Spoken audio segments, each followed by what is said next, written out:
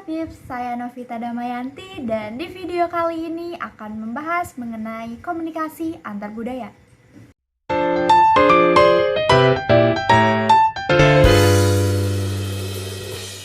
Seperti yang kita ketahui, Indonesia merupakan negara yang memiliki banyak sekali kebudayaan.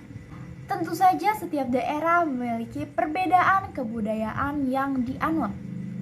Kebudayaan tersebut merupakan ciri khas dari setiap daerah untuk berkomunikasi dari generasi ke generasi. Komunikasi yang terjalin di antara orang-orang yang memiliki latar belakang kebudayaan yang berbeda disebut dengan komunikasi antar budaya. Hakikat dari komunikasi antar budaya dapat membuat kesamaan, kebersamaan, serta keselarasan. Selain itu, dari sisi perbedaan dapat saling memahami perbedaan tersebut. Mungkin pada awalnya akan terasa sulit menerima perbedaan-perbedaan dari individu-individu lain. Tetapi, jika dalam setiap individu di dalam dirinya ditanamkan rasa saling menghargai, menghormati, dan tidak rasis, maka perbedaan itu akan mudah untuk diterima. Kegiatan yang terjadi di setiap individu satu dengan individu lain dalam berkomunikasi pada hakikatnya mempunyai dampak yang sangat positif. Hal tersebut dapat memudahkan bersosialisasi antar daerah dan dapat membangun persatuan serta kesatuan. Tanpa kita sadari, komunikasi yang kita lakukan sehari-hari dipengaruhi oleh kebudayaan.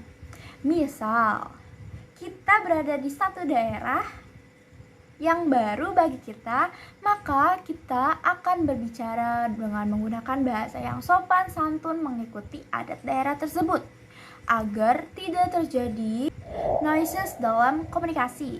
Noises merupakan segala gangguan yang terjadi di dalam komunikasi yang dapat mengurangi inti pesan.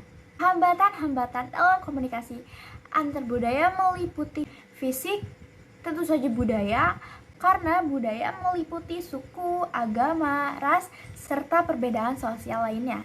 Apabila tidak dilakukan dengan baik, maka akan terjadi kesalahpahaman. Selanjutnya ada persepsi. Tentu saja setiap orang mempunyai pandangan persepsi yang berbeda-beda. Selanjutnya ada bahasa. Mungkin ada saja berbeda daerah, pengucapannya sama, katanya sama, namun memiliki arti yang berbeda. Contohnya, di Jawa gedang itu pisang, di Sunda gedang itu pepaya. Berbeda bukan? Tetapi katanya sama.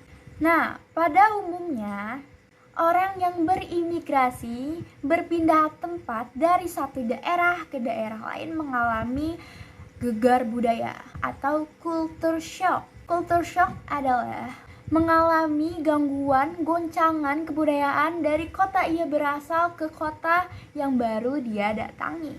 Contohnya dalam kehidupan nyata adalah orang remaja berasal dari Jakarta berimigrasi ke Bandung. Di Jakarta, bahasa yang digunakan adalah gue lo terhadap teman sepantarannya. Namun, saat di Bandung tidak menggunakan gue lo, tapi aku kamu. Remaja Jakarta ini mengalami culture shock. Hah? Kok dia manggil aku kamu? Sedangkan di Jakarta aku kamu itu hanya untuk orang-orang yang spesial. Remaja Jakarta tersebut berpikir bahwa remaja Bandung tersebut yang memanggil dia aku kamu memiliki perasaan yang lebih. Padahal di Bandung itu adalah hal yang lumrah. Contoh lainnya adalah pada suku Batak dan suku Jawa. Suku Batak terkenal dengan gaya bicara mereka yang tegas dan keras, sedangkan suku Jawa terkenal dengan bicara mereka yang lemah lembut. Jika orang Jawa berimigrasi ke Batak, maka dapat terjadinya salah persepsi karena mendengar orang dari suku Batak berbicara dengan nada yang keras dan tegas. Padahal orang Batak tersebut berbicara biasa saja, namun memang logat budaya bicara mereka seperti itu. Jadi, saat kamu berimigrasi ke daerah yang baru, kamu harus dapat beradaptasi dengan kebudayaan-kebudayaan setempat. Saya Pips, Sebelum kalian mendatangi suatu daerah yang belum pernah kalian datangi sebelumnya, lakukanlah research tentang kebudayaan daerah tersebut agar dapat mengurangi noises dalam proses komunikasi dan tidak terjadinya culture shock. Hanya itu yang dapat saya sampaikan, kurang lebihnya mohon maaf. See you di next video. Bye bye.